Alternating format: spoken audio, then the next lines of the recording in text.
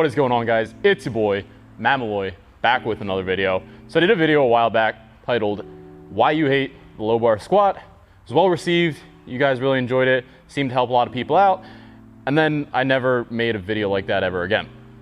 I covered squatting for you guys last time, so I figured we'll pick up today with the deadlift, the other of the big two lower body lifts. And out of the big four movements, this was probably the one that gave me the most trouble in terms of my earlier years with lifting, but having come to the Lion's Den, which is a strongman focused gym, basically had to learn how to deadlift. There's no really getting around strongman and also having a bad deadlift. So we're gonna real quick cover 3 reasons why you might hate the deadlift. The first thing I'd always go to is something technique related. Something with your positioning is throwing your deadlift off and making it way harder than it needs to be. And I'll be honest, in terms of a strength coach, I'm actually a little bit on the loose side in how technique can be performed, and I understand that technique can be performed in a variety of ways that work. And I actually think that overcoaching of movements is more problematic than undercoaching. That being said, when it comes to the deadlift specifically, positioning is super important.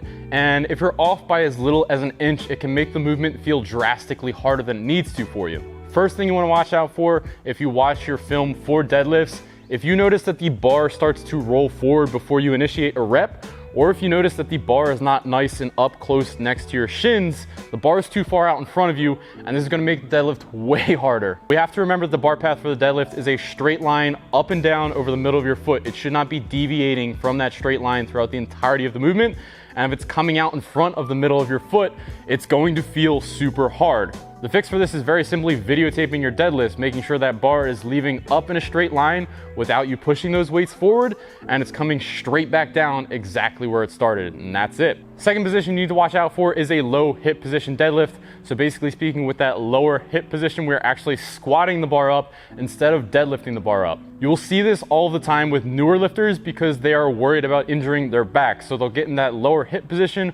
1, it feels more comfortable, and 2, they think they are lifting properly because they think they are protecting their back. The thing is, this is a deadlift. We're supposed to be using our back as well as our legs to lift the most amount of weight physically possible, and this is not dangerous for us to be using our back.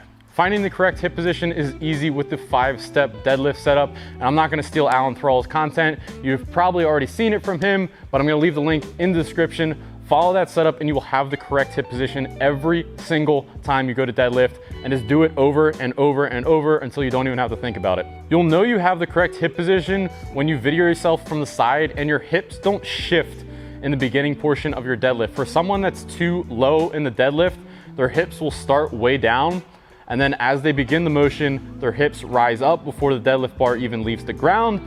Then as their hips hit the correct position, the bar leaves the ground with them and they go up. That second position that they rose to is actually their correct hip height. If you fix both of those things, I promise deadlifts will feel way easier. Those are 2 more beginner mistakes for you, so definitely make sure you have those things in check.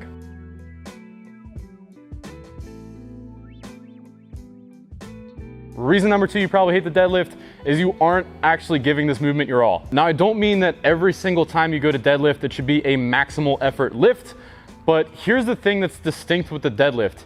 At any moment in the deadlift, you can just decide to stop pulling, and there's no real consequence to stopping your pull. You'll literally just let go and gravity will do the rest for you. Now imagine you took the same thinking and applied it to the squat or the bench press, and you just decided to give up in the middle of one of those movements, and how that would play out for you. Yes, obviously you should have spotters. Yes, obviously you could ditch the weight on a squat. My point is, in those movements, there is a bit more external motivation to get the weight up. With the deadlift, it's quite literally all you. You are the deciding factor in terms of if this weight is going to leave the ground or not. All of your motivation is going to be intrinsic. There's no external danger to you picking this bar up off the ground. Can't rely on good old fear of death to save you here. You have to put 100% intent into your lift. You have to put 100% focus into your lift. And if you don't expect anything close to maximal to move in a deadlift. This is another place where mindset does play a huge role in lifting. In a lot of cases with people that I'm coaching, if the person doesn't believe that they can get the deadlift, they're basically always going to be correct in that assumption. Step up to the bar with 100% focus on moving the barbell, and step up to the bar with belief in yourself that you can move the barbell. I don't care how heavy it is, believe in yourself regardless of if this is a super maximal lift or not. The one cue that I both love and hate, I hate it because it's so stupid, but I love it because it works every single time, is the very simply think about moving the bar faster. I honestly have nothing scientific here on why this works, but it almost always works. It gets you in that right mindset to properly move the bar. If you think about moving the barbell faster, you're going to pull on it with all of your strength. Works every time, all the time. So if you are having those confidence issues, 1, work on it, but 2, use that kind of pull the bar faster method for the time being, but work on believing yourself as well.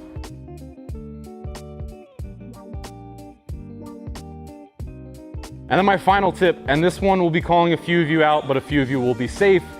You're currently using touch and go deadlifts. So here's the thing. I don't think there's a place for touch and go deadlifts basically ever, except for strongman competitions of which you specifically have to train for deadlifts in 60 seconds and you're allowed to touch and go. That's basically the only time I think those are more beneficial than a slight pause in between your deadlifts. A touch and go deadlift teaches you to be really good at using momentum to bounce a rep off the floor, but what it does not do is teach you how to move a weight from a dead stop, which is what a deadlift should be. Very open to different lifting styles and different lifting techniques, but this is one of those things where I just can't make a reason for why you shouldn't be using always dead stop deadlifts versus a touch and go deadlift. These are just superior in basically every way, unless again, you have that specific competition scenario where you're training for a deadlift for a strongman comp and you're using a touch and go deadlift. But that's such a specific situation, and the dead stop deadlifts are better in almost every single situation for every single kind of lifter.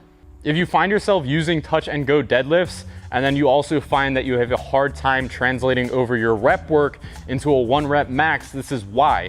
You're only used to pulling from a dead stop once. So even if you're pulling sets of 8, only one of those was from a dead stop, and the rest, even if you only bounce off the floor slightly, you're still bouncing off the floor and not getting in quite as much work as if you did 8 dead stop deadlifts. Those are the main reasons that a deadlift will suck more than it needs to.